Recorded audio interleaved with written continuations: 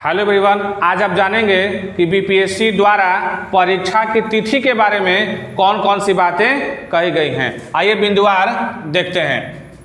यहाँ लिखा हुआ है शिक्षक नियुक्ति परीक्षा की तिथि घोषित, यानी कि अभ्यर्थी बेसब्री से इस तिथि का इंतजार कर रहे थे।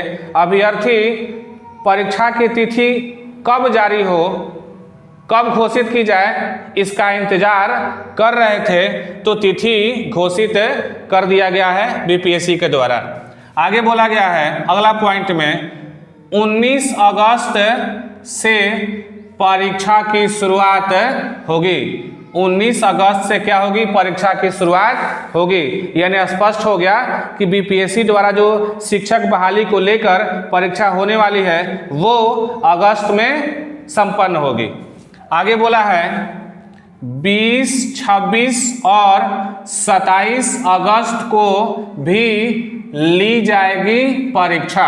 देखिए, केवल सभी परीक्षाएं 19 अगस्त को ही नहीं समाप्त हो जाएगी, इसके अलावा भी 20 अगस्त को, 26 अगस्त को और 27 अगस्त को भी परीक्षा ली जाएगी, परीक्षा कराई जाएगी। क्योंकि परीक्षा केवल एक नहीं है, प्राथमिक विद्यालय के लिए है, माध्यमिक विद्यालय के लिए भी है और उच्चतर माध्यमिक विद्यालय के लिए भी है। इसलिए अलग अलग तिथि को परीक्षा करानी पड़ेगी, परीक्षा होगी।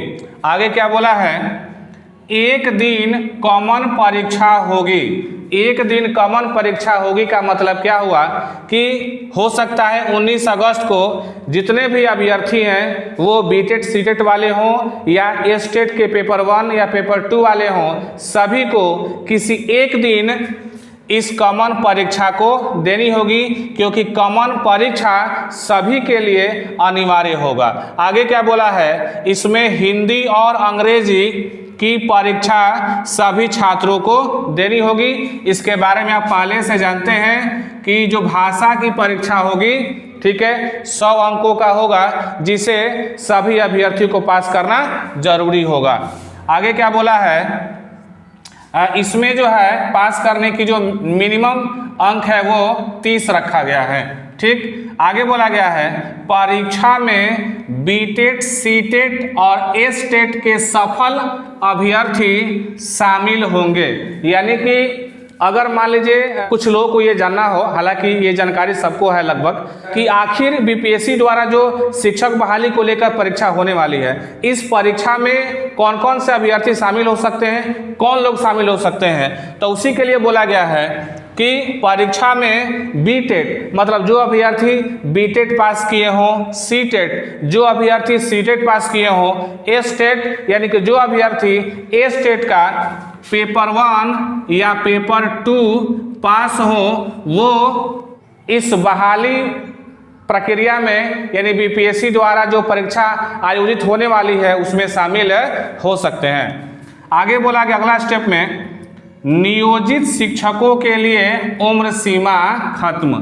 ठीक है, क्या बोला है? नियोजित शिक्षकों के लिए उम्र सीमा खत्म कर दी गई है। यानी कि कोई भी नियोजित शिक्षक इस परीक्षा में शामिल हो सकते हैं, परीक्षा दे सकते हैं और पास करने के तत्पश्चात राज्यकर्मी का दर्जा पा सकते हैं। ये सारी बातें बीपीएससी के द्वारा कहा गया है। आगे बोला गया है 2019 में एस्टेट पास करने वाले प्रशिक्षितों को पहले प्रयास के लिए उम्र सीमा में 10 वर्षों की छूट दी जाएगी।